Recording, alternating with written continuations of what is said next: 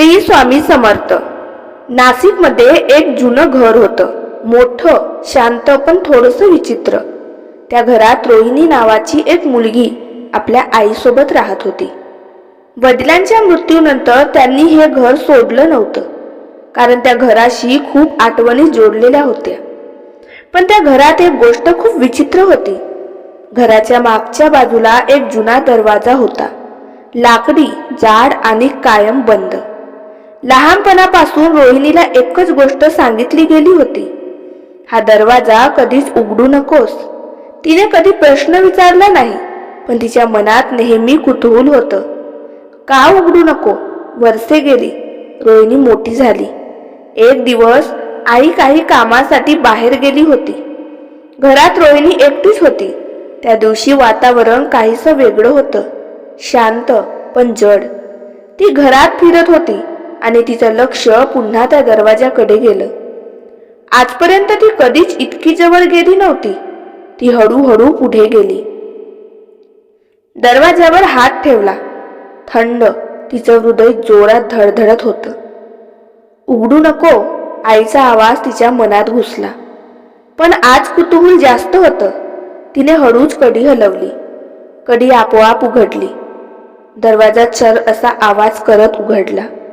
आत पूर्ण अंधार। रोहिणी काही क्षण तशीच उभी राहिली। जाऊ का आत, ती स्वतःशीच बोलली आणि ती आत गेली।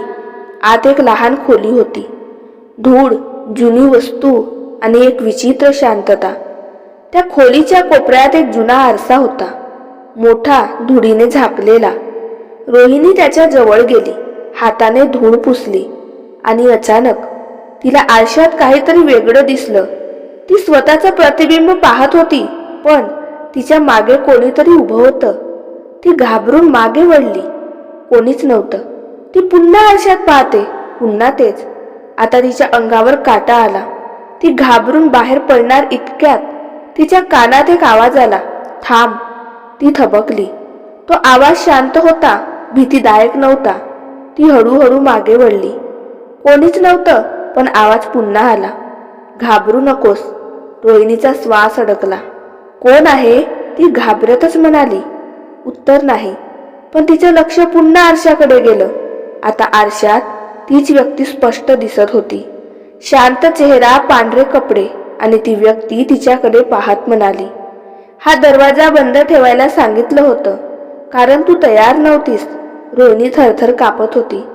काय म्हणायचं आहे, तिने विचारलं। आरशातली व्यक्ती म्हणाली, हे घर आणि हा दरवाजा भीतीचा नाही, सत्याचा आहे। रोहिणी गोंधळली, तू आज जे पाहतेस ते बाहेरच नाही, ते तुझ्या मनातलं आहे। तिच्या डोळ्यात अश्रू आले, कारण ती खूप दिवसांपासून एक गोष्ट टाळत होती, वडिलांच्या मृत्यूचं दुःख। ती कधीच ते स्वीकारलं नव्हतं। ती नेहमी स्ट्रॉंग राहायचा प्रयत्न करत होती, पण आतून तुटलेली होती। आरशातली व्यक्ती पुन्हा म्हणाली, तू स्वतःपासून पळतेस। रोहिणी शांत झाली। पहिल्यांदाच तिने स्वतःला त्या भावनेत बुडू दिलं। ती रडू लागली खूप वेळ, आणि हळूहळू तिचं मन हलकं होऊ लागलं। ती पुन्हा आरशात पाहते, आता कोणीच नव्हतं, फक्त ती, शांत। त्या क्षणी तिला सगळं समजलं। ती खोली बाहेर आली, दरवाजा बंद केला। त्या दिवशी आई घरी आली। रोहिणी तिच्याकडे पाहत म्हणाली, आई, तो दरवाजा मी उघडला। आई थोडी घाबरली। काय झालं, तिने विचारलं।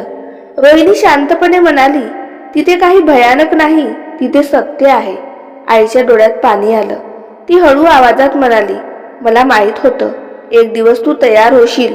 रोहिणी देवघरात गेली। समोर स्वामी समर्थ यांचा फोटो होता। तिने नमस्कार केला। तिला आता कळलं होतं, तो आवाज, ती व्यक्ती, तो अनुभव, हे सगळे बाहेरच नव्हतं, ते तिच्या आत होतं, आणि दिशा देणारे होते स्वामी समर्थ।